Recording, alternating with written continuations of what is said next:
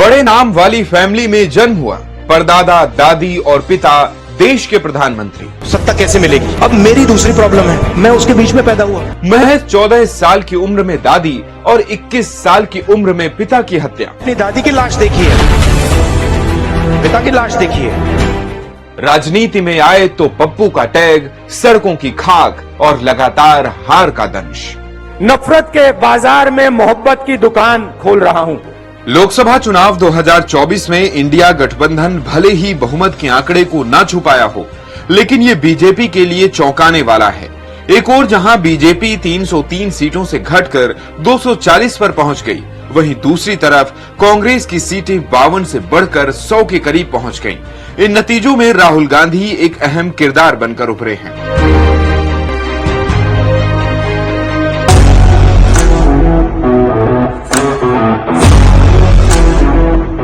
देश के पहले प्रधानमंत्री रहे जवाहरलाल नेहरू की इकलौती बेटी इंदिरा गांधी के बड़े बेटे राजीव गांधी के घर 19 जून 1970 को राहुल गांधी का जन्म हुआ। द गार्जियन ने 2007 में गांधी फैमिली के बारे में लिखा, गांधी ब्रांड का दुनिया में कोई सानी नहीं है। आजादी के 60 सालों में से 40 साल सत्ता पर इस फैमिली के सदस्य रहे। गांधी ब्रांड के चिराग राहुल गांधी पर दुखों का पहाड़ टूट पड़ा जब वो सिर्फ 14 साल के थे। 31 अक्टूबर 1984 की सुबह इंदिरा गांधी के सुरक्षा गार्ड बेअंत सिंह और सतवंत सिंह ने ही उनकी हत्या कर दी। राहुल उस दिन को आज भी याद करते हैं। मैं जब 14 साल का था, स्कूल में था सुबह, और मेरी एक टीचर आई, अंदर आई और उसने कहा, राहुल तुम्हें प्रिंसिपल बुला रहा है। और जब मैं प्रिंसिपल के ऑफिस पहुंचा तो प्रिंसिपल ने कहा, राहुल तुम्हारे घर से फोन कॉल है। और मैंने जैसे फोन अपने कान पे लगाया तो मेरे माँ के साथ एक औरत काम करती है, वो चिल्ला रही थी,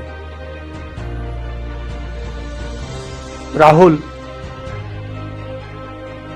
दादी को गोली मार दी। इस घटना के करीब 7 साल बाद 21 मई 1991 को तमिलनाडु के श्री पेरम्बुदूर में एक चुनावी रैली के दौरान लिट्टे की आत्मघाती हमलावर धनु ने राजीव की हत्या कर दी। पिता की मौत के वक्त राहुल सिर्फ 21 साल के थे। सेना के परिवारों को टेलीफोन आया होगा, वैसा ही टेलीफोन आया। पिता के एक दोस्त थे, उन्होंने मुझे फोन किया और कहा, राहुल बुरी खबर है। मैंने उनसे कहा, मैं जानता हूं, पापा मर गए। इंदिरा की मौत के बाद सुरक्षा के लिहाज से राहुल को स्कूल जाने से रोक दिया गया। वो होम स्कूलिंग करते रहे। 1990 में उन्होंने हार्वर्ड यूनिवर्सिटी में एडमिशन लिया। 1995 में कैम्ब्रिज यूनिवर्सिटी के ट्रिनिटी कॉलेज से एमफिल किया। राहुल गांधी मार्शल आर्ट एकिडो में ब्लैक बेल्ट है। उन्होंने पायलट ट्रेनिंग और निशानेबाजी भी सीखी है। 1996 में राहुल ने रॉल विंसी नाम से लंदन में कंसल्टिंग फर्म मॉनिटर ग्रुप में नौकरी शुरू की। वहां किसी को नहीं पता था कि राहुल भारत के गांधी परिवार के बेटे हैं। राहुल 2002 में वापस भारत लौटे और 2003 तक कांग्रेस की बैठकों और सार्वजनिक समारोहों में नजर आने लगे। राजनीति में राहुल की एंट्री का स्टेज सज चुका था। 7 मार्च 2004 को लोकसभा चुनाव के ऐलान के साथ राहुल गांधी ने राजनीति में आने की घोषणा कर दी। इस चुनाव में राहुल को गांधी परिवार की सबसे सुरक्षित सीट अमेठी से उतारा गया। ये राजीव गांधी की सीट थी। उनकी मृत्यु के बाद सोनिया यहां से सांसद थी। अपने पहले ही चुनाव में राहुल गांधी को 3,90,179 वोट मिले। वो बसपा के चंद्र प्रकाश मिश्रा को 2,90,853 वोटों से हराकर संसद पहुंचे। उस वक्त राहुल की उम्र 34 साल थी। सांसद बनने के बाद भी राहुल ने 2006 तक पार्टी में कोई भी पद नहीं लिया। 24 सितंबर 2007 को वो कांग्रेस कमेटी के जनरल सेक्रेटरी बने। फिर यूथ कांग्रेस और national students union of India यानी NSUI के अध्यक्ष बन गए। 2009 के आम चुनाव में राहुल ने अमेठी में 3,70,198 वोट के अंतर से चुनाव जीता। आदि को लेकर कई बार उनसे सवाल पूछा जाता है और वो इसे मजाक में टालते दिखते हैं। लेकिन क्या आपको राहुल की गर्लफ्रेंड के किस्से के बारे में पता है? जर्नलिस्ट आरती रामचंद्रन अपनी किताब डिकोडिंग राहुल गांधी में लिखती हैं, राहुल को 1999 में बर्मिंघम के एजबैस्टन में भारत इंग्लैंड विश्व कप क्रिकेट मैच के दौरान एक लड़की के साथ देखा गया, जिसके बारे में अफवाह चली कि वो उनकी गर्लफ्रेंड है। साल के अंत में वो अंडमान में उसके साथ छुट्टियां मनाते दिखे। अफवाह उड़ी कि गर्लफ्रेंड का नाम जॉनिता है। उन दिनों देश में सोनिया गांधी के विदेशी मूल के खिलाफ राजनीतिक अभियान चल रहा था। 2004 में अमेठी से नॉमिनेशन के बाद राहुल ने इंडियन एक्सप्रेस में वृंदा गोपीनाथ को दिए इंटरव्यू में कहा, मेरी गर्लफ्रेंड का नाम वेरोनिक है। वो एक स्पेनिश है। पढ़ाई के दौरान इंग्लैंड में मेरी मुलाकात हुई। वो मेरी अच्छी दोस्त है, लेकिन मैं उनके साथ सेटल होने को लेकर अभी तय नहीं कर पाया हूँ। नवंबर 2007 में दिल्ली के ताल कटोरा स्टेडियम में कांग्रेस पार्टी राहुल गांधी को भविष्य के चेहरे के रूप में पेश करने वाली थी। वहां करीब 3000 लोग मौजूद थे। राहुल गांधी भाषण के लिए खड़े हुए और बोले, आखिर गरीबी क्या है? गरीब वो है जिसने अमीर बनने का मौका छोड़ दिया है। इस साल पप्पू पास हो गया नाम से एक फिल्म आई। अगले साल यानी 2008 में पप्पू कांच डांस वाला गाना आया और साथ ही पप्पू को लेकर कैडबरी का एक पुराना एड भी चलन में था। इन सब से पप्पू का मतलब निकाला गया एक ऐसा शख्स जो मूर्ख हो। 3 अप्रैल 2013 को Rahul confederation of Indian industries यानी CII को संबोधित करने वाले थे। बीजेपी IT सेल ने ट्विटर पर ट्रेंड करवाया #पप्पू CII। इसी के साथ पप्पू टैग राहुल के साथ परमानेंटली जुड़ गया।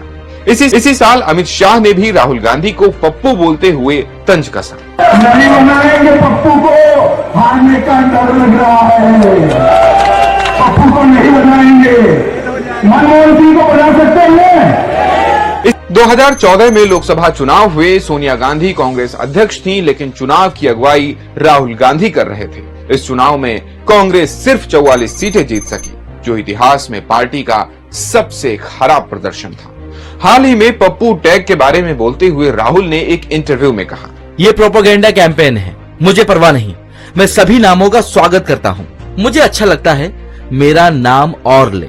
कई बार भाषण के दौरान स्लिप ऑफ टंग की वजह से राहुल गांधी की इमेज पर निगेटिव असर पड़ा। This morning, I got up at night. That is the vision of the Amma in Indira, the Amma in Indira canteen. विश्व रया। 2014 के बाद से अब तक कांग्रेस 49 विधानसभा चुनाव हार चुकी है। जनता से जुड़ने के उद्देश्य से राहुल गांधी ने सितंबर 2022 में भारत जोड़ो यात्रा की शुरुआत की, जो 12 राज्यों से गुजरी। 23 मार्च 2023 को मोदी सरनेम पर बयान देने की वजह से मानहानि केस में सूरत कोर्ट ने राहुल गांधी को 2 साल की सजा सुनाई, जिसके अगले ही दिन राहुल गांधी की लोकसभा सदस्यता रद्द कर दी गई। इसके बाद 23 मार्च को प्रेस कॉन्फ्रेंस कर राहुल ने नरेंद्र मोदी पर निशाना साधा और कहा कि वो सच्चाई बोलते हैं, चाहे उन्हें जेल में डाल दिया जाए। लोकसभा चुनाव 2024 से ठीक पहले राहुल ने 14 जनवरी को मणिपुर से न्याय यात्रा की शुरुआत की। 66 दिन की इस यात्रा में उन्होंने 6300 किलोमीटर चलते हुए 15 राज्य कवर किए। इस यात्रा के जरिए लोकसभा की 355 सीटों को साधने का प्रयास किया गया। 2024 लोकसभा चुनाव में राहुल ने 106 रैलियां और रोड शो किए। इस दौरान रैलियों में जनसैलाब के साथ सोशल मीडिया पर भी उनकी पॉपुलैरिटी बढ़ी। पॉलिटिकल एक्सपर्ट्स मानते हैं कि किसी भी प्लेटफॉर्म पर पॉपुलैरिटी बढ़ने से चुनाव में फायदा होता है। जन खबर न्यूज देखने के लिए आपका धन्यवाद। चैनल को लाइक करें, सब्सक्राइब करें, ताकि आपके लिए हम ऐसी और इंटरेस्टिंग वीडियो लाते रहे।